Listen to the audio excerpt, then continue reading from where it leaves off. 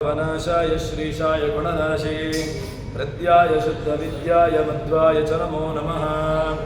बुद्धिर्बलं यशोधैर्यं निर्भयत्वम् अरोगता अजाड्यं वाक्पटुत्वं च हनूमत्स्मरणात् भवेत्। भवति तनुभवादेडमो कोऽपि वाग्मी जडमतिरपि जन्तुः जायते प्राज्ञमौलिः। सकलवचनचेतो देवता भारती सा मम वचसि धत्तां सन्निधिं मानसी च।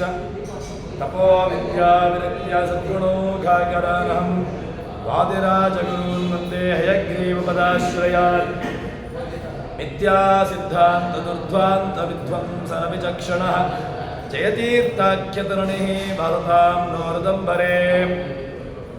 अर्थकल्पितकल्पोऽयं प्रत्यर्थ्यगजकेसरे व्यासतीर्थगुरुर्भूयादस्मदुष्टार्थसिद्धये। तपो विद्या विरक्त्या सद्गुणोघाकरानहं वादिराजगुरून् वन्दे हयग्रीवपदाश्रयान्। ब्रह्मचर्य हरिप्रीतिसुविद्या पादशालिनः इष्टदान् कष्टहर्तॄन्नः विद्यामान्यान् मुनीन् नुमः। श्रीगुरुभ्यो नमः। हरिः ओಂ। ಭಗವಂತನ ಅಪಾರವಾದಂತಹ ಮಹಿಮೆ ಅದು ಯಾವುದು ಅಂತ ಕೇಳಿದ್ರೆ, ಜೀವರುಗಳಿಂದ ತಾನು ಏನು ಮಾಡಿಸ್ತಾನೆ ಅಂತ ಕೇಳಿದ್ರೆ, ಪರಿಪರಿಯಾದಂತಹ ಬೇರೆ ಬೇರೆ ರೀತಿಯಾದಂತಹ ಕರ್ಮಗಳನ್ನು ಭಗವಂತ ಜೀವರ ಮೂಲಕವಾಗಿ ಮಾಡಿಸ್ತಾನೆ. ಅದಕ್ಕೆ ಒಳ್ಳೆಯ ದೃಷ್ಟಾಂತವನ್ನು ಕೊಟ್ಟಿರತಕ್ಕಂತಹದ್ದು ಯಾವುದು ಅಂತ ಕೇಳಿದ್ರೆ, ರಾಜ ತನ್ನ ಮಂತ್ರಿಗಳ ಮೂಲಕವಾಗಿ ಒಳ್ಳೆಯ ತಾನು ಅವರಿಗೆ ಅಧಿಕಾರವನ್ನು ನೀಡಿ ಅವರ ಮೂಲಕವಾಗಿ ಬೇರೆ ಬೇರೆ ರೀತಿಯಾದಂತಹ ಕರ್ಮಗಳನ್ನು ಭಗವಂತ ನಡೆಸ್ತಾನೆ. ಅದೇ ರೀತಿಯಾಗಿ ಅಂದರೆ ರಾಜ ತನ್ನ ಅಮಾತ್ಯರ ಜೊತೆಗೆ ಹೇಗೆ ಕರ್ಮವನ್ನು ಮಾಡಿಸ್ತಾನೋ ತದ್ರೀತ್ಯ ಭಗವಂತ ಜೀವರುಗಳಲ್ಲಿ ತಾನು ನಿಂತು ಅವನೇ ಬೇರೆ ಬೇರೆ ರೀತಿಯಾದಂತಹ ಕರ್ಮಗಳನ್ನು ಮಾಡಿಸ್ತಾನೆ. ಅದರ ಪ್ರಯೋಜನಗಳನ್ನು ಕೂಡ ಭಗವಂತ ಅವರಿಗೇನೆ, ಆ ಜೀವರುಗಳಿಗೇನೆ ಆ ಫಲ ಅದು ಲಭಿಸುವಂತೆ ಭಗವಂತ ಮಾಡ್ತಾನೆ ಎಂಬುದಾಗಿ ಹೀಗೆ ನಮಗೆ ದೃಷ್ಟಾಂತವನ್ನು ಕೊಟ್ಟು ತಿಳಿಸಿ ವಿಷ್ಣು ರಹಸ್ಯದ ಮಾತನ್ನು ಹೇಳುತ್ತಾರೆ. ತತ್ತತ್ ಕಾರ್ಯಕೃತೌ ಶಕ್ತಿಂ ಸ್ವಾತಂತ್ರ್ಯೈ ಪರಂ ಸ್ಮೃತಂ ಶಕ್ತ್ಯಾ ಸುದತ್ತಯಾ ಮಾತ್ಯೈ ಕೃತೆ ಕಾರ್ಯೇ ಋತುಷ್ಯತಿ ಸತ್ಯಾಂ ಶಕ್ತೋ ಕಾರ್ಯನಾಶೇ ಸ್ವಾಜ್ಞಾಮೂಲ್ಯಂಘ್ಯ ವರ್ತನೆ ಕುಪಿತ್ವಾ ದಂಡಯೇ ದೇವಂ ತದಾ ಕ್ರೀಡಯತ್ಯಂ ಹರಿಂ. ಭಗವಂತ ತಾನು ಎಲ್ಲ ಜೀವರುಗಳಿಗೆ ತಾನು ನಿಯಾಮಕನಾಗಿದ್ದುಕೊಂಡು ತಾನು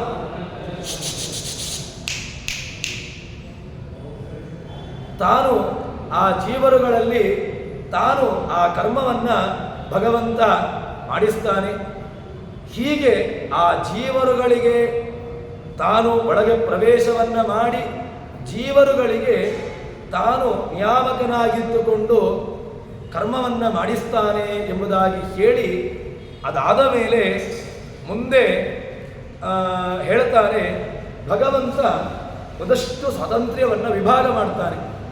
ಹೇಗೆ ಮಾಡ್ತಾನೆ, ಯಾಕೆ ಮಾಡ್ತಾನೆ ಅಂತ ಕೇಳಿದ್ರೆ, ಮುಖ್ಯವಾಗಿ ಸ್ವಾತಂತ್ರ್ಯ ಎಂಬ ಧರ್ಮ ಯಾರ್ದು ಅಂತಂದರೆ ಅದು ಭಗವಂತನಲ್ಲಿರುವಂತಹ ಅತೀ ಉತ್ಕೃಷ್ಟವಾದಂತಹ ಧರ್ಮ, ಅನ್ಯಾದೃಶವಾದಂತಹ ಧರ್ಮ.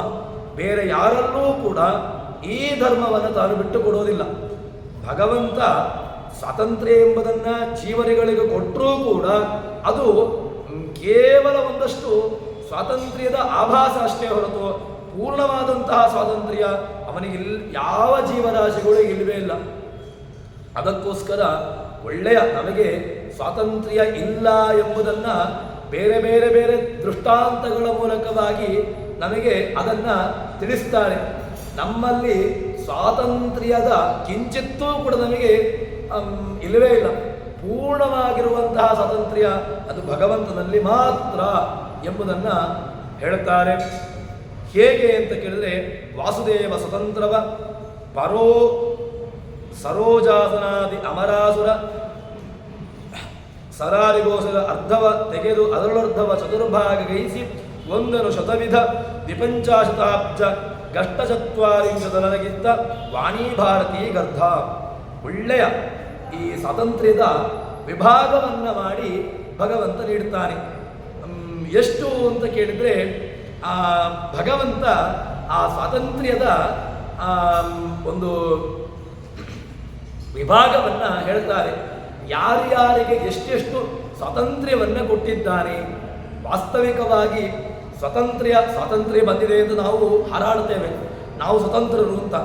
ನಾವು ಇನ್ನೂ ಕೂಡ ನಮಗೆ ಸ್ವಾತಂತ್ರ್ಯ ದೇಶಕ್ಕೆ ಬಂದಿರಬಹುದು, ಆದರೆ ನಾವು ಎಷ್ಟು ಸ್ವಾತಂತ್ರ್ಯರು?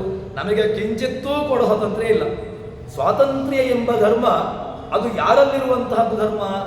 ನೇರವಾಗಿ ಭಗವಂತನಲ್ಲಿರುವಂತಹ ಧರ್ಮ. ಇತರ ಜೀವರಾಶಿಗಳಲ್ಲಿ ಇಲ್ಲದೇ ಇರತಕ್ಕಂತಹ ಧರ್ಮ ಆ ಸ್ವಾತಂತ್ರ್ಯ. ಹೇಳ್ತಾರೆ ಭಗವಂತ ಏನು ಮಾಡ್ತಾನೆ ಅಂತ ಕೇಳಿದ್ರೆ, ಬ್ರಹ್ಮ ಮೊದಲಾದ ದೇವತೆಗಳಿಗೆ, ಅದಾದ ಮೇಲೆ ಅಸುರರಿಗೆ ಅದನ್ನು ಸ್ವಲ್ಪ ತನ್ನಲ್ಲಿರತಕ್ಕಂಥ ಸ್ವಾತಂತ್ರ್ಯವನ್ನು ದೇವತೆಗಳಿಗೆ ಸ್ವಲ್ಪ ಕೊಡ್ತಾನೆ. ಅದಾದ ಮೇಲೆ ಅಸುರರಿಗೆ, ಅದಾದ ಮೇಲೆ ಅದರೊಳಗೆ ಪುನಃ 4ನೇ ಅರ್ಧ ಭಾಗವನ್ನು ಅದರಲ್ಲಿ 100 ಭಾಗ ಮಾಡಿ ಸ್ವಲ್ಪ ಭಾಗವನ್ನು ಬ್ರಹ್ಮನಿಗೆ, 48 ಭಾಗವನ್ನು ವಾಯುದೇವರಿಗೆ, ಸರಸ್ವತಿ ಭಾರತೀಯರಿಗೆ ಅದರ ಅರ್ಧ ಅಂದರೆ 24 ಭಾಗಗಳನ್ನಾಗಿ ಅದನ್ನು ವಿಭಾಗಿಸಿ ಕೊಟ್ಟಿದ್ದಾನೆ. ಅಷ್ಟೇ ಹೇಳ್ತಾರೆ. ಸ್ವಲ್ಪ ಭಾಗವನ್ನು ತೆಗೆದುಕೊಂಡದ್ದು ಅಂತ ಹೇಳಿದ್ರೆ ಸ್ವಾತಂತ್ರ್ಯದ ಅದನ್ನೇ ಮೊದಲೇ ಹೇಳಿದ್ದು ಏನು ಅಂತ ಕೇಳಿದ್ರೆ, ಸ್ವಾತಂತ್ರ್ಯ ಧರ್ಮ ಅನ್ಯಾದೃಶವಾದಂತಹ ಧರ್ಮ. ಯಾಕೆ ಅಂತ ಕೇಳಿದ್ರೆ, ಇತರ ಜೀವರಾಶಿಗಳಲ್ಲಿ ಹೇಳಲಿಕ್ಕಾಗದೇ ಇರತಕ್ಕಂತಹ ಒಂದು ಧರ್ಮ. ಯಾಕೆ ಅಂತ ಕೇಳಿದ್ರೆ, ಜೀವನು ಪೂರ್ಣವಾಗಿ ಅವನು ಅಸ್ವತಂತ್ರ. ಜೀವನಲ್ಲಿ ಕಿಂಚಿತ್ತೂ ಕೂಡ ಸ್ವಾತಂತ್ರ್ಯ ಇಲ್ಲವೇ ಇಲ್ಲ. ತಾನು ಏನನ್ನೋ ಯೋಚನೆ ಮಾಡಿರ್ತಾನೆ, ನಾನು ಈ ರೀತಿಯಾಗಿ ಇವತ್ತಿನ ದಿವಸ ಮಾಡಬೇಕು ಎಂಬುದನ್ನು ಚಿಂತನೆ ಮಾಡಿಕೊಂಡು ಯಾವುದೋ ಒಂದು ಕಾರ್ಯಕ್ಕೆ ಅವನು ಕೈಯನ್ನು ಹಾಕ್ತಾನೆ. ಅದೇನಾಗ್ತದೆ ಅಂತ ಕೇಳಿದ್ರೆ, ತಾನು ಏನು ಯೋಚನೆ ಮಾಡಿದ್ದಾನೋ ಅದಕ್ಕಿಂತ ವಿಪರೀತವಾಗಿ ನಡೆದು ಹೋಗ್ತದೆ. ಯಾವುದೋ ಒಂದು ಕಾರ್ಯ ಇವತ್ತು ನಾನು ಮಾಡಬೇಕು ಅಂತ ಅಂದುಕೊಂಡು ಕಾರ್ಯದಲ್ಲಿ ತಾನು ಪ್ರವರ್ತನಾಗ್ತಾನೆ. ಪ್ರವರ್ತನಾದಾಗ ಪ್ರವೃತ್ತಿಯಲ್ಲಿ ಆದರೂ ಕೂಡ ಅದು ಕೈಗೆತ್ತಬೇಕು ಅಂತಿಲ್ಲ, ಅದು ಕೊನೆ ಮುಟ್ಟಬೇಕು ಅಂತಿಲ್ಲ. ಆಹಾರವನ್ನು ಸ್ವೀಕಾರ ಮಾಡ್ತಾನೆ. ನಮ್ಮದೇ ನಾಲಿಗೆ, ನಮ್ಮದೇ ಬಾಯಿಯಲ್ಲಿರುವಂತಹ ನಾಲಿಗೆ, ನಮ್ಮದೇ ಇಂದ್ರಿಯ ಆಹಾರಾದಿಗಳನ್ನು ಸ್ವೀಕಾರ ಮಾಡ್ತಾನೆ. ಕೈಯಿಂದ ತೆಗೆದುಕೊಡ್ತಾನೆ, ಬಾಯಿಗೆ ಕೊಡ್ತಾನೆ. ನಾಲಿಗೆ ಅದರ ಕೆಲಸ ಏನು ಕೇಳಿದ್ರೆ, ಅದರ ರಸವನ್ನು ಸ್ವೀಕಾರ ಮಾಡಿ ಅದನ್ನು, ಹಲ್ಲಿನ ಕೆಲಸ ಏನು, ಅದನ್ನು ಜಗಿದು ತನ್ಮೂಲಕವಾಗಿ ಅದನ್ನು ಹೊಟ್ಟೆಗೆ ಕಳಿಸುವಂತಹದ್ದು. ಆದರೆ ತಿನ್ನುವಂತಹ ಭರದಲ್ಲಿ ಏನು ಮಾಡ್ತಾನೆ ಅಂತ ಕೇಳಿದ್ರೆ, ತನ್ನದ್ದಾದಂತಹ ನಾಲಿಗೆಯನ್ನು ತಾನೇ ಕಚ್ಚಿಕೊಳ್ತಾನೆ. ವಾಸ್ತವಿಕವಾಗಿ ಅವನಿಗೆ ತನ್ನ ನಾಲಿಗೆಯನ್ನು ಕಚ್ಚಿಕೊಳ್ಳಬೇಕು ಎಂಬುದನ್ನು ಇಲ್ಲ. ಹಾಗಿದ್ರೂ ಕೂಡ ತನಗೆ ತಾನೇ ಹಾನಿ ಮಾಡಿಕೊಳ್ಳಬೇಕು ಅಂತ ಯಾವೊಬ್ಬನಾದರೂ ಮೂರ್ಖನಾದರೂ ಕೂಡ ಪ್ರಯತ್ನವನ್ನು ಪಡ್ತಾನೆ. ಒಬ್ಬ ಮೂರ್ಖನೇ ಆ ರೀತಿಯಾಗಿ ಪ್ರಯತ್ನವನ್ನು ಪಡೋದಿಲ್ಲ. ನನಗೆ ಯಾವತ್ತೂ ಕೂಡ ಸುಖಮೇವ ಮೇ ಸ್ಯಾತ್ ದುಃಖಂ ಅನಾಗಮಿಮಾಭೂತು. ನನಗೆ ಯಾವತ್ತೂ ಕೂಡ ಸುಖ ಮಾತ್ರವಾಗಬೇಕು, ದುಃಖ ನನ್ನ ಬಳಿಗೆ ಬರಬಾರದು ಅಂತಲೇ ಯಾವತ್ತೂ ಕೂಡ ಜೀವನು ಬಯಸುವಂತಹದ್ದು. ಅಂದರೆ ದುಃಖ ನನಗೆ ಆಗಬಾರದು ಅಂತಲೇ ಬಯಸತಕ್ಕಂಥವನು. ಆದರೂ ಕೂಡ ತನ್ನ ಅಧೀನವಲ್ಲದೇ ಇರತಕ್ಕಂಥ ಸಂದರ್ಭದಲ್ಲಿ ತಾನೇನು ಮಾಡ್ತಾನೆ, ತನ್ನದ್ದಾದಂತಹ ನಾಲಿಗೆಯನ್ನು ಕಚ್ಚಿಕೊಂಡು ತನಗೆ ನೋವನ್ನು ಉಂಟು ಮಾಡಿಕೊಳ್ತಾನೆ. ಆದ್ದರಿಂದ ಭಗವಂತನಲ್ಲಿ ಅನ್ಯಾದೃಶವಾದಂತಹ ಸ್ವಾತಂತ್ರ್ಯ ಅದು ಭಗವಂತನ ವಿಶೇಷ ಧರ್ಮ. ಅದನ್ನು ತೆಗೆದುಕೊಡ್ಲಿಕ್ಕೆ ಸಾಧ್ಯವೇ ಇಲ್ಲ. ಯಾರಲ್ಲಿ ಇದ್ದದನ್ನು ಬೇಕಾದರೆ ಕೊಡ್ತಾನೆ ಅಂತ ಹೇಳಿದ್ರೆ ಅದು ಭಗವಂತನ ಸ್ವರೂಪಭೂತವಾದಂತಹದ್ದು. ಅದನ್ನು ತೆಗೆದುಕೊಡ್ಲಿಕ್ಕೆ ಸಾಧ್ಯವೇ ಇಲ್ಲ. ಆದರೂ ಕೂಡ ಇದು ಏನು ಮಾಡ್ತಾನೆ ಕೇಳಿದ್ರೆ, ಸ್ವಾತಂತ್ರ್ಯವನ್ನು ಅವರಲ್ಲಿ ಇಟ್ಟು ಅದನ್ನು ಅಭಿವ್ಯಕ್ತಿಗೊಳ್ಳುವಂತೆ ಮಾಡ್ತಾನೆ ಅಷ್ಟೇ. ಆ ಸ್ವಾತಂತ್ರ್ಯದ ಕೆಲವೊಂದಷ್ಟು ಸಂದರ್ಭದಲ್ಲಿ ಆ ಸ್ವಾತಂತ್ರ್ಯ ಅವರಿಗೆ ಅಭಿವ್ಯಕ್ತವಾಗುವಂತೆ ಭಗವಂತ ಮಾಡುವಂತಹದ್ದು ಅಂತ ಹೇಳ್ತಾರೆ. ವಾಸ್ತವಿಕವಾಗಿ ಒಳ್ಳೆಯ ದೃಷ್ಟಾಂತ ಏನು ಅಂತ ಕೇಳಿದರೆ ವಿದ್ಯುತ್ ಶಕ್ತಿ. ಅದು ವಿದ್ಯುತ್ ಶಕ್ತಿ ಎಲ್ಲವೂ ಒಂದೇ. ನೀವು ವಿದ್ಯುತ್ ಶಕ್ತಿ ದೊಡ್ಡದಾದಂತಹ ಒಂದು ದೊಡ್ಡ ಸಾಮರ್ಥ್ಯದ 1000 ಸಾಮರ್ಥ್ಯದ ಒಂದು ಬಲ್ಬ್, ಅದರ ಸಾಮರ್ಥ್ಯ ಎಷ್ಟಿರ್ತದೆ ಕೇಳಿದ್ರೆ ಅದರಲ್ಲಿ ಆ ವಿದ್ಯುತ್ ಪ್ರವಹಿಸಿದಾಗ ತುಂಬ ಅದು ಪ್ರಖರವಾದಂತಹ ಬೆಳಕನ್ನು ನೀಡುತ್ತದೆ. ಅದೇ ಒಂದು ಯಾವುದೋ ಒಂದು ತಂಪಾಗಿರತಕ್ಕಂತಹ ವಿದ್ಯುತ್ ಶಕ್ತಿಯಲ್ಲಿ ಆ ವಿದ್ಯುತ್ ಪ್ರವಹಿಸಿದಾಗ ಆ ವಿದ್ಯುತ್ತು ಏನಾಗ್ತದೆ ಅಂತ ಕೇಳಿದ್ರೆ ತಂಪಾಗಿರತಕ್ಕಂತಹ ಅನುಭವವನ್ನು ಭಗವಂತ ಅದನಿಗೆ ಕೊಡ್ತಾನೆ. ಆದ್ದರಿಂದ ನಮಗೆ ಆ ಭಗವಂತನ ಅನುಭವ, ಭಗವಂತನ ಚಿಂತನೆ ಅದು ಹೇಗಿರಬೇಕು, ಭಗವಂತ ಸ್ವತಂತ್ರ, ಅದು ಭಗವಂತನ ಅತ್ಯಂತ ಉತ್ಕೃಷ್ಟವಾದಂತಹ ಧರ್ಮ, ಅನ್ಯರಲ್ಲಿ ಇಲ್ಲದೇ ಇರತಕ್ಕಂತಹ ಧರ್ಮ. ಆದರೂ ಕೂಡ ಭಗವಂತ ಏನು ಮಾಡ್ತಾನೆ, ಇದನ್ನು ಆಯಾಯ ಏನು ಬ್ರಹ್ಮಾದಿಗಳಿಗೆ, ಸರಸ್ವತಿ ಭಾರತೀಯರಿಗೆ ಅದನ್ನು ನೀಡಿ ಅದರ ಅಭಿವ್ಯಕ್ತವಾಗುವಂತೆ ಭಗವಂತ ನಡೆಸ್ತಾನೆ, ಮಾಡ್ತಾನೆ ಎಂಬುದಾಗಿ ಹೇಳ್ತಾರೆ. ನಿಯಂತ್ರತ್ವೇನ ಸರ್ವತ್ರ ತಿಷ್ಠನ್ ಜೀವೇಶು ಸರ್ವದಾ ಸ್ವಸ್ಮಿನ್ನರ್ಥಂ ಸ್ವತಂತ್ರತ್ವಂ ಸಮಾಧಾಯ ತದರ್ಥಕಂ ವಿಭಜ್ಯ ಶತದಾ ಭೂಯಃ ಅಷ್ಟಾಚತ್ವಾರಿಂಶಕಾನ್ ಪ್ರಾಣೇ ಸ್ವತಂತ್ರ್ಯಮಾದಾಯ ದ್ವಿಪಂಚಾಶಚ್ಚ ವೇಧಸಿ. ಇದು ಭಾಗವತದಲ್ಲಿ ಬರುವಂತಹ ಮಾತು, ಭಗವದ್ಗೀತೆಯಲ್ಲಿ ಬರುವಂತಹ ಮಾತು. ಭಗವಂತನ ಅತ್ಯಂತ ಒಂದು ಉತ್ಕೃಷ್ಟವಾದಂತಹ ಧರ್ಮ ಎಂಬುದನ್ನು ಕೇಳಿ ಆ ಭಗವಂತನಲ್ಲಿರುವತಕ್ಕಂತಹ ಸ್ವಾತಂತ್ರ್ಯದ ಚಿಂತನೆಯಲ್ಲಿ ನಮಗೆ ಅದನ್ನು ಅರ್ಥ ಮಾಡಿಸ್ತಾರೆ. ಅದಾದ ಮೇಲೆ ಹೀಗೆ ಆ ಸ್ವಾತಂತ್ರ್ಯವನ್ನು ಭಗವಂತ ದೇವತೆಗಳಿಗೆ ಕೊಟ್ಟ ಮೇಲೆ, ಅದಾದ ಮೇಲೆ ಮುಂದೆ ಆ ಭಗವಂತನಲ್ಲಿ ಇನ್ನಷ್ಟು ಅದರ ವಿಭಾಗವನ್ನು ಹೇಗೆ ಯಾರಿಗೆ ಕೊಡ್ತಾನೆ ಎಂಬುದಾಗಿ ಕೇಳಿದ್ರೆ ದ್ವಿತೀಯ ಪಾದವ ಹೇಳ್ತಾರೆ, ರುದ್ರನಿಗೆ ಅದನ್ನು ಕೊಡ್ತಾರಂತೆ. ಆ 2ನೇ ಭಾಗವನ್ನು ತೆಗೆದುಕೊಂಡು ಅದರಲ್ಲಿ ಮತ್ತೆ ಪುನಃ 100ನೇ ಒಂದು ಭಾಗವನ್ನು, ಸ್ವಲ್ಪ 20 ಭಾಗವನ್ನು ರುದ್ರದೇವರಿಗೆ ಕೊಡ್ತಾನೆ. ಅದಾದ ಮೇಲೆ ಇಂದ್ರನಲ್ಲಿ, ಅದಾದ ಮೇಲೆ ಕಾಮನಲ್ಲಿ, ಅವರಲ್ಲಿ 15 ಭಾಗವನ್ನು ಅವರಿಗೆ ಕೊಡ್ತಾನೆ.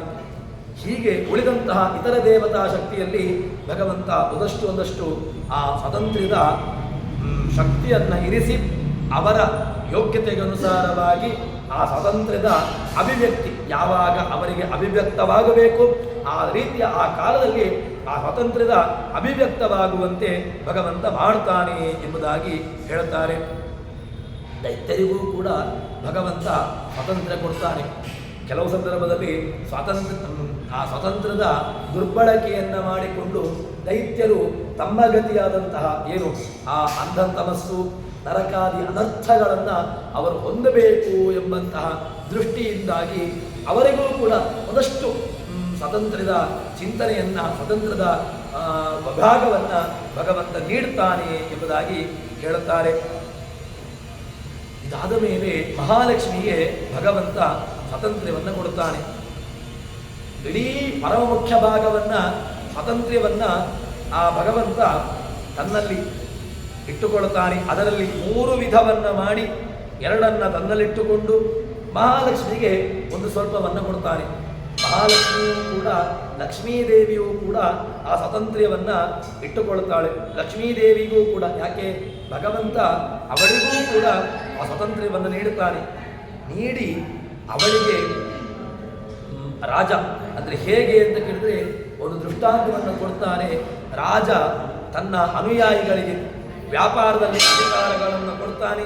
ಅದಾದ ಮೇಲೆ ಅದರಲ್ಲಿರ್ತಕ್ಕಂತಹ ಗುಣ ದೋಷ ಅದನ್ನು ತಾನು ವಿಚಾರ ಮಾಡ್ತಾನೆ. ಹೇಗೆ ಅಂತ ಕೇಳಿದ್ರೆ ಆರಂಭದಲ್ಲಿ ನಾವು ನೋಡಿದ್ದೇವಲ್ವ, ರಾಜ ಇಡೀ ತನ್ನ ಮುಖ್ಯವಾದಂತಹ ನಿಯಂತ್ರಣೆಯನ್ನು ತಾನಿಟ್ಟುಕೊಳ್ಳುತ್ತಾನೆ. ಅದಾದ ಮೇಲೆ ಉಳಿದಂತಹ ಸ್ವಲ್ಪ ವಿಭಾಗವನ್ನು ಸಾಮಂತ ರಾಜರಿಗೆ ಒಂದಷ್ಟು ವಿಭಾಗವನ್ನು ಮಾಡಿ ಅವರೂ ಕೂಡ ತಮ್ಮ ರಾಜ್ಯವನ್ನು ಪರಿಪಾಲನೆ ಮಾಡುವಂತಹ ಒಂದಷ್ಟು ಸ್ವಾತಂತ್ರ್ಯದ ಚಿಂತನೆಯನ್ನು ಅವರಿಗೆ ಅಭಿವ್ಯಕ್ತಿಗೊಳಿಸುವಂತೆ ಮಾಡ್ತಾನಲ್ವ. ಅದನ್ನು ಹೇಳ್ತಾರೆ. ಈಶ ಸ್ವಾತಂತ್ರ್ಯ ಭಾಗೇಶು ಭಾರ್ಯಾಭಾಗ ತೃತೀಯಕ ಶೇಷಂ ಭಾಗದ್ವಯಂ ಸ್ವಸ್ತಿನ್ ಸ್ಥಾಪಯನ್ ತತ್ತತ್ಕಾರ್ಯಕೃತೋ ಶಕ್ತಿ ಸ್ವತಂತ್ರ್ಯಂ ಪರಮಂ ಸ್ಮೃತಂ ಸ್ವಸ್ಮಿನ್ನರ್ಧ ಸ್ವತಂತ್ರತ್ವಂ ಸಮಾದಾಯ ತದರ್ಥಕಂ. ಹೇಳ್ತಾರೆ, ರಾಜ ತನ್ನ ಮಂತ್ರಿಗೆ ಎಲ್ಲರಿಗೂ ಕೂಡ ಅಧಿಕಾರವನ್ನು ಕೊಡ್ತಾನೆ. ಆದರೆ ರಾಜ ಮಂತ್ರಿ ಯಾರ ಅಧೀನ ಆಗಿರ್ತಾನೆ? ಮಂತ್ರಿಯೂ ಕೂಡ ರಾಜನ ಅಧೀನವಾಗಿಯೇ ಇರುವಂತಹದ್ದು. ಮಂತ್ರಿ ಪೂರ್ಣವಾಗಿ ತನ್ನ ನಿರ್ಧಾರವನ್ನು ತೆಗೆದುಕೊಳ್ಳಲಿಕ್ಕೆ ಅವನಿಗೆ ಸ್ವಾತಂತ್ರ್ಯ ಇಲ್ಲ. ಏನಿದ್ರೂ ಕೂಡ ತಾನು ಯಾವುದೇ ರೀತಿಯಾದಂತಹ ನಿರ್ಧಾರವನ್ನು ತೆಗೆದುಕೊಳ್ಳಬೇಕು ಅಂತಾದರೂ ಕೂಡ ಅವನೇನು ಮಾಡಬೇಕು ಅಂತ ಕೇಳಿದ್ರೆ, ರಾಜನಲ್ಲಿ ತಾನು ಒಮ್ಮೆ ಸಮಾಲೋಚನೆಯನ್ನು ಮಾಡಬೇಕು. ಸಮಾಲೋಚನೆಯನ್ನು ಮಾಡಿ ಅದಾದ ಮೇಲೆ ಅಲ್ಲಿ ವಿಭಾಗವನ್ನು ಮಾಡುವಂತಹದ್ದು. ಹೀಗೆ ಭಗವಂತ ಇಡೀ ಸ್ವಾತಂತ್ರ್ಯವನ್ನು ತನ್ನಲ್ಲಿಟ್ಟುಕೊಂಡು ಅದಷ್ಟು ವಿಭಾಗವನ್ನು ನೀವು ಹಂಚಿಕೊಳ್ಳಿ. ಶಾಲೆಯ ಪೂರ್ಣವಾದಂತಹ ಸ್ವಾತಂತ್ರ್ಯ ಅದು ಯಾರಲ್ಲಿರುವಂತಹದ್ದು ಅಂತ ಕೇಳಿದ್ರೆ, ಪ್ರಾಂಶುಪಾಲರು, ಕುಲಪತಿಗಳು. ಇಡೀ ವಿಶ್ವವಿದ್ಯಾಲಯಕ್ಕಾಗುವಾಗ ಕುಲಪತಿಗಳ ಅಧೀನವಾಗಿ ಎಲ್ಲ ಉಳಿದಂತಹ ಅಧ್ಯಾಪಕ ವರ್ಗ, ಸಿಬ್ಬಂದಿ ವರ್ಗ ಎಲ್ಲರೂ ಕೂಡ ಅವರನ್ನು ಅನುಸರಿಸಿಕೊಂಡು ಬರುವಂತಹದ್ದು.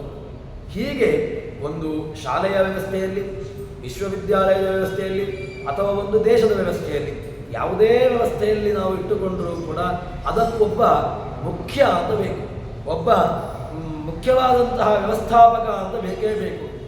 ವ್ಯವಸ್ಥಾಪಕನೇ ಇಲ್ಲದಿದ್ದರೆ, ವ್ಯವಸ್ಥಾಪಕನೇ ಇಲ್ಲದೆ ಎಲ್ಲರೂ ಕೂಡ ತಮ್ಮದೇ ಆದಂತಹ ರಾಜ್ಯಭಾರವನ್ನು ಮಾಡ್ತಾ ಕೂತ್ಕೊಂಡ್ರೆ ಆವಾಗ ಯಾವ ರಾಜ್ಯವೂ ಕೂಡ, ಯಾವುದೇ ಒಂದು ಸಂಸ್ಥೆಯೂ ಕೂಡ ಅಥವಾ ಯಾವುದೇ ಒಂದು ಶಾಲಾ ವ್ಯವಸ್ಥೆಗಳು ಕೂಡ ನಡೀಲಿಕ್ಕೆ ಸಾಧ್ಯವಿಲ್ಲ. ಅದು ನಡೀಬೇಕು ಅಂತ ಹೇಳಿದ್ರೆ ಅದಕ್ಕೆ ಪೂರ್ಣವಾಗಿ ಅಲ್ಲಿ ಭಗವಂತನ ಒಂದು ಸ್ವಾತಂತ್ರ್ಯ, ಭಗವಂತನ ಪೂರ್ಣವಾದಂತಹ ಆಡಳಿತ ಇದೆಲ್ಲವೂ ಕೂಡ ಅತೀ ಅವಶ್ಯಕವಾಗಿ ಇರಬೇಕು ಎಂಬುದನ್ನು ಹೇಳುತ್ತಾರೆ.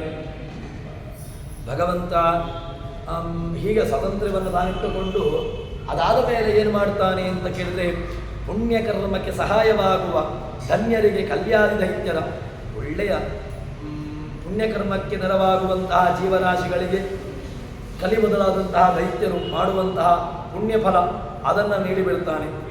ದೇವತೆಗಳು ಮಾಡುವಂತಹ ಕಿಂಚಿತ್ ದೋಷಗಳು ಕೆಲವು ಸಂದರ್ಭದಲ್ಲಿ ಪ್ರಾರಬ್ಧಕ್ಕನುಸಾರವಾಗಿ ದೇವತೆಗಳು ಕೂಡ ಕೆಟ್ಟದ್ದಾದಂತಹ ಕರ್ಮವನ್ನು ನಡೆಸ್ತಾರೆ. ವಾಸ್ತವಿಕವಾಗಿ ದೈತ್ಯರಿಗೆ ಕೆಟ್ಟದು ಮಾಡಬೇಕು ಅಂತೂ ಇಲ್ಲ. ಯಾವುದೋ ಒಂದು ಪ್ರಾರಬ್ಧವಶಾತ್, ಯಾವುದೋ ಒಂದು ದೋಷವಶಾತ್ ಅಥವಾ ಯಾವುದೋ ಒಂದು ಶಾಪವಶಾತ್ ಅವರು ಏನು ಮಾಡ್ತಾರೆ ಅಂತ ಕೇಳಿದ್ರೆ ಆ ರೀತಿಯಾದಂತಹ ಕರ್ಮವನ್ನು ಮಾಡ್ತಾರೆ.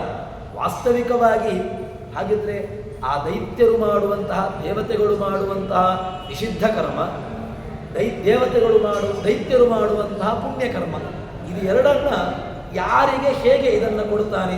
ಇದರ ಒಂದು ಹಂಚುವಿಕೆ ಹೇಗೆ ಅಂತ ಕೇಳಿದ್ರೆ, ದೈತ್ಯರು ಮಾಡುವಂತಹ ಒಳ್ಳೆಯ ಕರ್ಮವನ್ನು ದೇವತೆಗಳಿಗೆ ಹಂಚಿಬಿಡ್ತಾನೆ, ದೇವತೆಗಳು ಮಾಡುವಂತಹ ನಿಷಿದ್ಧ ಕರ್ಮವನ್ನು ದೈತ್ಯರಿಗೆ ಹಂಚಿಬಿಡ್ತಾನೆ. ಹೀಗೆ ಭಗವಂತ ಆ ಎಲ್ಲವನ್ನೂ ಕೂಡ ನಡೆಸ್ತಾನೆ. ಅಲ್ಲಿಗೆ ಭಗವಂತ ಬ್ಯಾಲೆನ್ಸ್ ಮಾಡುವಂತಹದ್ದು. ಅನಪೇಕ್ಷೋ ಗುಣೈ ಪೂರ್ಣ ಧನ್ಯ ಇತ್ಯುಚ್ಯತೆ ಬುಧೈ ಪುಣ್ಯಕರ್ಮ ಸಹಾಯಾಯೇ ಪುಣ್ಯಾತ್ಮಾನಸ್ತು ಏನರ ದೈತ್ಯಭಾಗಗತಾನ್ ಪುಣ್ಯಾತ್ ತೇಭ್ಯೋಂತಂ ದದದೇ ಹರಿ. ಭಗವಂತ ದೈತ್ಯರು ಮಾಡುವಂತಹ ಒಳ್ಳೆಯ ಕಾರ್ಯಗಳು, ಕೆಲವು ಸಂದರ್ಭದಲ್ಲಿ ದೈತ್ಯರು ಕೂಡ ಒಳ್ಳೆಯ ಕರ್ಮವನ್ನು ಮಾಡುವಂತಹದ್ದಿದೆ. ಒಳ್ಳೆಯ ಕರ್ಮ ಅಂತ ಹೇಳಿದ್ರೆ ಕೆಲವು ಸಂದರ್ಭದಲ್ಲಿ ಕೆಟ್ಟ ಉದ್ದೇಶದಿಂದಾಗಿ ತಪಸ್ಸನ್ನು ಮಾಡಿದರೆ ಅದಕ್ಕೆ ಭಗವಂತ ಅದೇ ಫಲವನ್ನು ನೀಡುತ್ತಾನೆ. ಕೆಲವು ಸಂದರ್ಭದಲ್ಲಿ ಯಾವುದೋ ಒಂದು ಪ್ರಾರಬ್ಧಕ್ಕನುಸಾರವಾಗಿ ಅವರೇನು ಮಾಡ್ತಾರೆ, ಒಳ್ಳೆಯ ಕರ್ಮವನ್ನು ಮಾಡಿಬಿಡ್ತಾರೆ. ಆ ಮಾಡಿದಂತಹ ಪುಣ್ಯಕರ್ಮ ಅದನ್ನು ಅವರಿಗೆ ಕೊಡ್ತಾನ ಅಂತ ಕೇಳಿದ್ರೆ ಭಗವಂತ ಅವರಿಗೆ ನೀಡೋದಿಲ್ಲ. ಭಗವಂತ ಅದನ್ನು ಏನು ಮಾಡ್ತಾನೆ ಅಂತ ಕೇಳಿದ್ರೆ ಅದನ್ನು ದೇವತೆಗಳಿಗೆ ಹಂಚಿಬಿಡ್ತಾನೆ. ದೇವತೆಗಳಿಗೆ ಅಂದರೆ ದೈತ್ಯರು ಮಾಡುವಂತಹ ಒಳ್ಳೆಯ ಕರ್ಮಗಳು ಅದು ದೇವತೆಗಳಿಗೆ, ದೇವತೆಗಳು ಮಾಡುವಂತಹ ಕೆಟ್ಟ ಕರ್ಮಗಳು ಅದು ದೈತ್ಯರಿಗೆ. ಹೀಗೆ ಅದನ್ನು ಪೂರ್ತಿಯಾಗಿ ವಿರುದ್ಧವನ್ನಾಗಿ ತಾನು ಮಾಡಿ ಇಡೀ ಒಂದು ಬ್ಯಾಲೆನ್ಸ್ ಆಗಿಟ್ಟುಕೊಳ್ಳತಕ್ಕಂತಹ ಒಂದು ವ್ಯವಸ್ಥೆ ಭಗವಂತನದ್ದು. ಈ ಒಂದು ಅನುಸಂಧಾನವನ್ನು ನಾವು ಮಾಡಿಕೊಳ್ಳಬೇಕು. ಪಾಪಕರ್ಮ ಸಹಾಯಾಯೇ, ಪಾಪಕರ್ಮಕ್ಕೆ ಸಹಾಯವನ್ನು ಮಾಡುವಂತಹದ್ದು.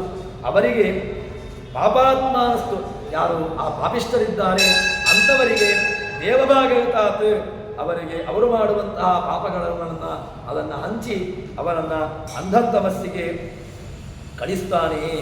ಹೇಗೆ ಅಂತ ಕೇಳಿದ್ರೆ ಒಳ್ಳೆಯ ದೃಷ್ಟಾಂತ. ಒಳ್ಳೆಯ ಅಧಿಕಾರಿ ಆಗಬೇಕಿತ್ತು, ಆದರೆ ಏನಾಗಿರ್ತಾನೆ ಅಂತ ಕೇಳಿದ್ರೆ ಜೀವಮಾನದಲ್ಲಿ ಮಾಡಿದ್ದೇನು ಕೇಳಿದ್ರೆ ಇಡೀ ಜೀವಮಾನದಲ್ಲಿ ಒಳ್ಳೆಯ ಒಂದು ಸಾಧನೆ ಸಿಕ್ಕಿದೆ ಅಥವಾ ಒಳ್ಳೆಯ ಒಂದು ಅಧಿಕಾರ ಸಿಕ್ಕಿದೆ.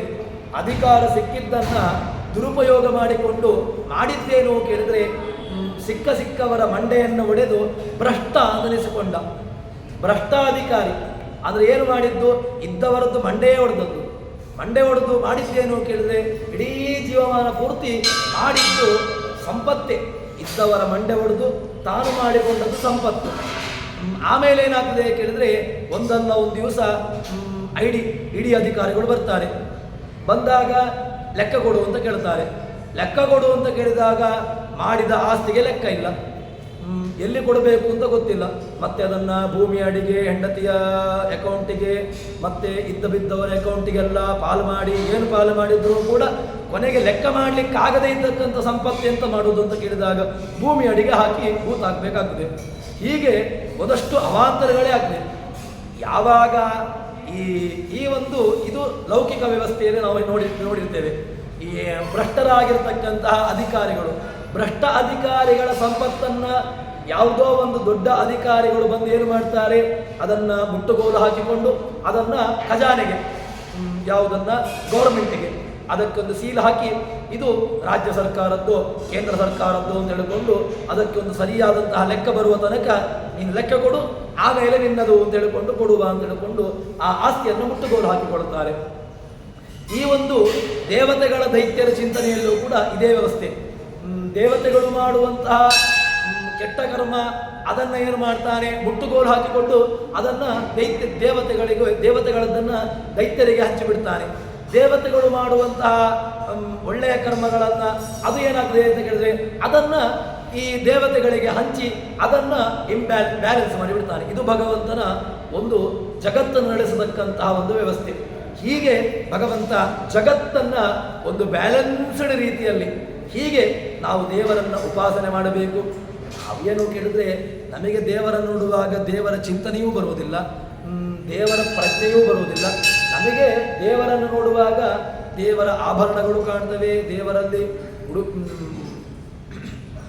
ತಿರುಪತಿಯ ತಿಮ್ಮಪ್ಪನನ್ನು ನೋಡಿದಾಗ ಕಿರೀಟ ಹಾಕಿದ್ದಾರೆ, ಹಾರ ಹಾಕಿದ್ದಾರೆ, ವಜ್ರ ಹಾಕಿದ್ದಾರೆ, ವೈಡೂರ್ಯ ಹಾಕಿದ್ದಾರೆ ಅಂತ ನೋಡ್ತೇವೆ ಹೊರತು ಭಗವಂತನ ವಿಶ್ವರೂಪ ದರ್ಶನ, ಆ ಭಗವಂತನ ಚಿಂತನೆ, ಭಗವಂತನ ವಿರಾಟ್ ರೂಪ, ಅವನ ವಿಸ್ತೃತವಾದಂತಹ ಜಗತ್ತಿನ ವ್ಯಾಪಾರ, ಬಹುಚಿತ್ರ ಜಗತ್ ಬಹುದಾಕರಣ ಅಂತಂದು ಹೇಳಿಕೊಂಡು ಅವನ ವಿಸ್ತೃತವಾದಂತಹ ವ್ಯಾಪಾರದ ಚಿಂತನೆಯನ್ನು ಒಂದು ಚಿಂತನೆಯೂ ಕೂಡ ನಮಗೆ ಅದು ಚಿಂತನೆಗೆ ಬರುವುದಿಲ್ಲ. ನಮ್ಮದೇ ಆದಂತಹ ಚಿಂತನೆಯಲ್ಲಿ ನಾವಿರ್ತೇವೆ ಅಂತ ಹೇಳ್ತಾರೆ. ಅದಕ್ಕೋಸ್ಕರವಾಗಿ ತಾನು ಒಳ್ಳೆಯ ರೀತಿಯಾದಂತಹ ವ್ಯವಸ್ಥೆಯನ್ನು ಚಿಂತನೆ ಮಾಡಬೇಕು. ಸರಿ, ದೈತ್ಯರು ಲಕ್ಷಣ ಏನಪ್ಪ? ನೀವು ಒಳ್ಳೆಯವರದ್ದನ್ನು ಹೇಳಿದ್ರಿ. ಈಗ ದೈತ್ಯರು ಯಾರು? ದೈತ್ಯರು ಅಂತ ಯಾರಾದರೂ ಬೇಕಲ್ವ? ಅದಕ್ಕೆ ಹೇಳ್ತಾರೆ, ನಿರುಪಮಗೆ ಸಮರುಂಟು ಎಂದು ಉಚ್ಚರಿಸುವವ, ತದ್ಭಕ್ತರುಳು ಪರಮತ್ಸರಿಸುವ, ಗುಣಗುಣಿಗಳ ಅಭೇದ ಬೇಡುವವ, ಧರಸು ಧರಿಸನ ಊರ್ಧ್ವಪುಂಡ್ರವ ಧರಿಸುವಳು ದ್ವೇಷಿಸುವವ, ಹರಿಚರಿತಗಳ ಕೇಳಿದರೆ ಲೋಗರ ವಾರ್ತೆಯವೇ ಕೇಳುವವ. ಮಹಾಭಾರತ ಆತ್ಮನಿರ್ಣಯದ ಮಾತನ್ನು, ಆಚಾರ್ಯರ ಮಾತನ್ನು ಅದನ್ನೇ ಇಲ್ಲಿಗೆ ತರ್ಜುಮೆಗೊಳಿಸ್ತಾರೆ. ಇಡೀ ಜಗನ್ನಾಥದಾಸರು ತಾತ್ಪರ್ಯ ನಿರ್ಣಯದಲ್ಲಿ ಏನನ್ನ ಹೇಳಿದ್ದಾರೆ, ತಾತ್ಪರ್ಯ ನಿರ್ಣಯದ ಮಾತನ್ನು ತರ್ಜುಮೆಗೊಳಿಸಿ ಕನ್ನಡಕ್ಕೆ ಭಾಷಾಂತರಗೊಳಿಸಿ ನಮಗೆ ತಿಳಿಸಿಕೊಡ್ತಾರೆ. ಏನು ಕೇಳಿದ್ರೆ, ಜೀವಾಭೇದೋ ನಿರ್ಗುಣತ್ವಂ ಅಪೂರ್ಣ ಗುಣತಾ ತಥಾ ಸಾಮ್ಯಾಧಿಕ್ಯೇತದನ್ಯೇಷ ವೇದಸ್ತದ್ಗತ ಏವ ಚ ಪ್ರಾದುರ್ಭಾವ ಪರ್ಯಾಸಃ ತದ್ಭಕ್ತದ್ವೇಷ್ಯ ಏವ ಚ ತತ್ಪ್ರಮಾಣದಿಂದ ಚ ದ್ವೇಷ ಏತೇಖಿಲಾಮತ. ಒಳ್ಳೆಯ ಪ್ರಮಾಣವನ್ನು ಕೊಡುತ್ತಾರೆ. ಭಗವಂತನನ್ನು ದ್ವೇಷ ಮಾಡಲಿಕ್ಕೆ ಸುಲಭ. ಭಗವಂತನನ್ನು ದ್ವೇಷ ಮಾಡಬೇಕು ಅಂತ ಆದರೆ ಏನೂ ಕಷ್ಟಪಡಬೇಕು ಅಂತಿಲ್ಲ. ಹೇಗ್ರಿ? ಏನೂ ಕಷ್ಟ ಇಲ್ಲ, ಸುಲಭದಲ್ಲಿ ನಾವು ದ್ವೇಷವನ್ನು ಮಾಡಬಹುದು ದೇವರನ್ನ. ಅಲ್ಲ ಹೇಗೆ ಮಾಡುವುದು ಅಂತ ಕೇಳಿದ್ರೆ ತುಂಬ ಸುಲಭದಲ್ಲಿ ಹೇಳ್ತಾರೆ. ಒಳ್ಳೆಯ ಒಂದು ವ್ಯವಸ್ಥೆಯನ್ನು ತೋರಿಸಿಕೊಡ್ತಾರೆ. ಜೀವಾಭೇದ, ದೇವರಿಗೂ ಜೀವರಿಗೂ ಭೇದವನ್ನು ಇಲ್ಲ ಅಂತ ಹೇಳುವಂತಹದ್ದು ಇದೊಂದು ರೀತಿಯಾಗಿ. ಅಥವಾ ದೇವರು ಗುಣ ಇಲ್ಲ ಅಂತ ಹೇಳುವಂತಹದ್ದು, ನಿರ್ಗುಣತ್ವವನ್ನು ಪ್ರತಿಪಾದನೆ ಮಾಡುವಂತಹದ್ದು. ಇಲ್ಲ ಅಂತಾದರೆ ಅಪೂರ್ಣ ಗುಣ, ದೇವರಲ್ಲಿ ಗುಣ ಉಂಟು, ಅದು ಪೂರ್ಣವಾಗಿಲ್ಲ ಅಂತ ಹೇಳುವಂಥದ್ದು. ಎಲ್ಲಿಯೋ ಸ್ವಲ್ಪ ಸ್ವಲ್ಪ ಉಂಟು, ನನ್ನ ಹಾಗೇನೆ ದೇವರು ನನಗಿಂತ ವ್ಯತ್ಯಾಸ ಯಾಕೆ, ದೇವರು ನನಗಿಂತ ದೊಡ್ಡವನು ಯಾಕೆ, ನನ್ನ ಹಾಗೇನೆ ಅಪೂರ್ಣ ಗುಣತ ಅಂತ ಹೇಳುವ. ಇಲ್ಲ ಸಾಮ್ಯ, ನನಗೂ ದೇವರು ಒಂದೇ. ಹೇಗೆ ಅಂತ ಕೇಳಿದ್ರೆ ಸಾಪಾಟಿ, ನಾನು ದೇವರು ಹೇಗೆ ಅಂತ ಕೇಳಿದ್ರೆ ಸಾಮ್ಯ, ನನಗೂ ದೇವರಿಗೂ ಭೇದ ಏನಿಲ್ಲ, ನಾವು ದೇವರು ಒಂದೇ ಅಂತ ಹೇಳ್ಕೊಂಡು ಸಾಮ್ಯ. ಅಥವಾ ಆದಿತ್ಯ ಎಂಬುದನ್ನು ಕೂಡ ಪ್ರತಿಪಾದನೆ ಮಾಡಲಿಕ್ಕಿಲ್ಲ. ತದನ್ಯೇಷ ತದ್ಭಕ್ತ ಭೇದಾಭೇದ, ಹೀಗೆ ಭೇದವನ್ನು ಭಗವಂತನ ರೂಪಗಳಲ್ಲಿ ಭೇದವನ್ನು ಕಲ್ಪನೆ ಮಾಡುವಂತಹದ್ದು. ಪ್ರಾದುರ್ಭಾವ ವಿಪರ್ಯಾಸ, ಭಗವಂತನ ರೂಪವನ್ನು, ಭಗವಂತ ಹುಟ್ಟಿದ್ದನ್ನು ವಿಪರ್ಯಾಸವಾಗಿ ವಿರುದ್ಧವಾಗಿ ತಿಳ್ಕೊಳ್ಳುವಂಥದ್ದು. ಭಗವಂತ ಅವತಾರವನ್ನು ಮಾಡ್ತಾನೆ, ನಮ್ಮಂತೇನೆ ಭಗವಂತ ಹುಡ್ತಾನೆ ಅಂತ ಹೇಳುವಂತಹದ್ದು. ಭಗವಂತನಿಗೆ ಏನುಂಟು ಕೇಳಿದ್ರೆ ನಮ್ಮಂತೇನೆ ಶುಕ್ಲ ಶೋಣಿತಗಳ ಸಂಬಂಧದಿಂದಾಗಿ ಭಗವಂತ ಹುಟ್ಟಿದ್ದು. ಶುಕ್ಲ ಶೋಣಿತಗಳ ಸಂಬಂಧ ಹೇಗೆ ಅಂತ ಕೇಳಿದ್ರೆ ಇಲ್ಲ ರೀ, ನಾವು ನೋಡಿದ್ದೇವಲ್ವಾ, ಕೃಷ್ಣ ಹುಟ್ಟಿದ್ದು ಗೊತ್ತಿದೆ, ರಾಮ ಹುಟ್ಟಿದ್ದು ನೋಡಿದ್ದೇವೆ, ಇದೆಲ್ಲವೂ ಕೂಡ ನೋಡಿದ್ದೇವಲ್ವಾ. ಹಾಗಾಗಿ ಭಗವಂತ ನಮಗಿಂತ ಭಿನ್ನ ಯಾಕೆ, ಭಗವಂತ ನಮ್ಮ ಹಾಗೇನೆ ಯಾವುದೋ ಒಂದು ಶುಕ್ಲ ಶೋಣಿತಗಳ ಸಂಬಂಧದಿಂದಾಗಿ, ಸ್ತ್ರೀಯರ ಮತ್ತೆ ಪುರುಷನ ಸಂಪರ್ಕದಿಂದಾಗಿ ಭಗವಂತ ಹುಟ್ಟಿದ್ದು ಅಂತ ಅದೂ ಇಲ್ಲ. ಹಾಗೆಲ್ಲ ತಿಳ್ಕೊಳ್ಳುವಂತಹದ್ದು. ಅದಾದಮೇಲೆ ತತ್ಪ್ರಮಾಣಸ್ಯ, ಭಗವಂತನನ್ನು ಹೇಳುವುದಕ್ಕಂತಹ ವೇದಗಳು ಪುರಾಣಗಳು ಇದನ್ನು ನಿಂದನೆ ಮಾಡುವಂತಹದ್ದು. ಅಥವಾ ದ್ವೇಷ, ಭಗವಂತನನ್ನು ದ್ವೇಷ ಮಾಡುವಂತಹದ್ದು ಇಲ್ಲ. ಇದೆಲ್ಲವೂ ಕೂಡ ಭಗವಂತನನ್ನು, ಭಕ್ತರ ದ್ವೇಷ, ಭಗವಂತನನ್ನು ಹೇಳತಕ್ಕಂತಹ ಪ್ರಮಾಣಗಳ ದ್ವೇಷ, ಇದನ್ನಿಷ್ಟನ್ನು ಮಾಡಿದರೂ ಕೂಡ ಅವನು ದೈತ್ಯ ಅಂತ ನೆನೆಸಿಕೊಳ್ಳುತ್ತಾನೆ. ನಿರ್ಮತ್ಸರಾಣಾಂ ಸತಾಂ, ಅದಕ್ಕೋಸ್ಕರವಾಗಿ ಹೇಗಿರಬೇಕು ಅಂತ ಕೇಳಿದ್ರೆ ಸಜ್ಜನರಲ್ಲಿ ಯಾವ ಕಾಲಕ್ಕೂ ಕೂಡ ದ್ವೇಷವನ್ನು ಮಾಡಲಿಕ್ಕೆ ಹೋಗಬಾರ್ದು. ನಿರ್ಮತ್ಸರಾಣಾಂ ಸತಾಂ, ನಮ್ಮ ಚಿಂತನೆ ಹೇಗಿರಬೇಕು ಅಂತ ಕೇಳಿದ್ರೆ ನಿರ್ಮತ್ಸರಾಣ, ಸಾತ್ವಿಕರಲ್ಲಿ ಸಜ್ಜನರಲ್ಲಿ ನಾವು ಆ ಭಗವಂತನನ್ನು ಏನು ಅವರಲ್ಲಿ ಚಿಂತನೆಯನ್ನು ಮಾಡುವ ಮೂಲಕವಾಗಿ, ಅವರಲ್ಲಿ ಭಗವಂತನನ್ನು ನೋಡುವ ಮೂಲಕವಾಗಿ, ಇದಕ್ಕಿಂತ ವಿರುದ್ಧವಾಗಿ ಏನು ಈಗ ಹಿಂದೆ ಹೇಳಿದಂತಹ ಪ್ರಮಾಣಗಳಿತ್ತು ಅದಕ್ಕಿಂತ ವಿರುದ್ಧವಾಗಿ, ಅಂದರೆ ಭಗವಂತನನ್ನು ದ್ವೇಷ ಮಾಡುವುದಲ್ಲ, ಭಗವಂತನ ಭಕ್ತರ ದ್ವೇಷವನ್ನು ಮಾಡಬಾರ್ದು, ಭಗವಂತನನ್ನು ಹೇಳತಕ್ಕಂತಹ ಪ್ರಮಾಣಗಳನ್ನು ನಿಂದಿಸಬಾರ್ದು, ಅಥವಾ ಭೇದವನ್ನು ಅವಗಣನೆ ಮಾಡಬಾರ್ದು. ಇದೆಲ್ಲವನ್ನೂ ಕೂಡ ಯಾರು ಮಾಡೋದಿಲ್ಲ ಅಂಥವನಿಗೆ ಭಗವಂತ ಉಳಿಯುತ್ತಾನೆ. ಹೀಗೆ ಇದಕ್ಕಿಂತ ವಿರುದ್ಧವಾಗಿದ್ದ ಅಂತ ಹೇಳಿದ್ರೆ ಆವಾಗ ಅವನು ಭಗವದ್ಭಕ್ತ ಅಂತ ನಡೆಸಿಕೊಡುತ್ತಾನೆ. ಇದಕ್ಕಿಂತ ವಿರುದ್ಧವಾಗಿ ನಡೆಸಿಕೊಂಡ ಅಂತ ಹೇಳಿದ್ರೆ ಆವಾಗ ಅಂಥವರು ಏನಾಗಿರ್ತಾರೆ ಅಂತ ಕೇಳಿದರೆ ಅವರು ದ್ವೇಷ್ಯರು. ಆ ಭಗವಂತನಲ್ಲಿ ನೇರವಾಗಿ ದ್ವೇಷವನ್ನು ಮಾಡುವ ಮೂಲಕವಾಗಿ ಭಗವಂತನನ್ನು ದ್ವೇಷ ಮಾಡುವುದಲ್ಲಿ ಅದು ಪರಿಸಮಾಪ್ತಿಯಾಗುವಂತಹದ್ದು ಎಂಬಂತಹ ದೊಡ್ಡದಾದಂತಹ ಚಿಂತನೆಯನ್ನು ದಾಸರು ನಮಗೆ ಮಹಾಭಾರತ ತಾತ್ಪರ್ಯ ನಿರ್ಣಯದ ಹಿನ್ನೆಲೆಯಲ್ಲಿ ಜಗನ್ನಾಥದಾಸರು ನಮಗೆ ತೋರಿಸಿಕೊಡುತ್ತಾ ಇದ್ದಾರೆ. ಈ ರೀತಿಯಾಗಿ ನಾವು ಚಿಂತನೆಯನ್ನು ನಡೆಸಬೇಕು. ಹೀಗೆ ನಾವು ಆ ಭಗವಂತನನ್ನು ಉಪಾಸನೆ ಮಾಡಬೇಕು ಎಂಬುದನ್ನು ನಮಗೆ ಜಗನ್ನಾಥದಾಸರು ತಿಳಿಸಿಕೊಡ್ತಾ ಇದ್ದಾರೆ.